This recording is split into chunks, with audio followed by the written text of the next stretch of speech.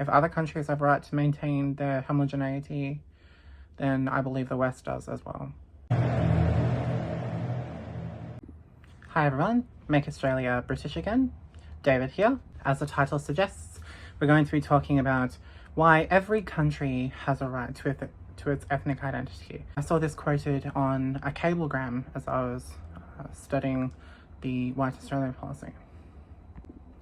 And also what prompted me to make this video is I was having a conversation with my British friend and we were talking about how there were instances in recent history where demographics have been changed on a large scale, even though we see it as abhorrent today, of certain ethnic groups across history.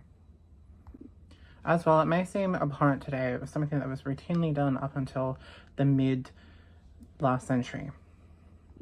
For instance, in the 17th century, Japan had a policy known as Sakoku, where Japan deported all the Spanish and Portuguese from the country who had been trading there. In the late 20th century, America repatriated millions of ethnically Mexican US citizens. The United States specifically started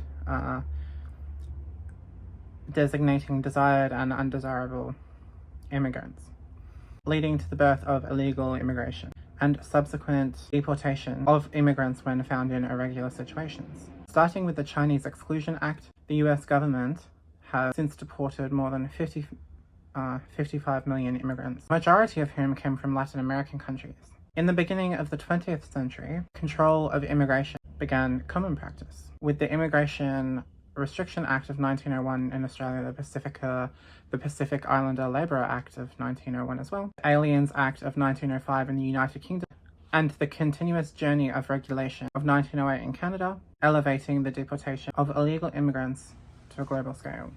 The Allies at the end of World War II agreed to the flight and expulsion of Germans in 1945 to 1950 after the war. This is from German-occupied parts of Europe, such as France, Poland, and so on. We even see leaders in Africa arguing to maintain their homogeneity. In Zimbabwe, formerly Rhodesia, former president, ex-president Robert Mugabe called for the deportation of all white farmers.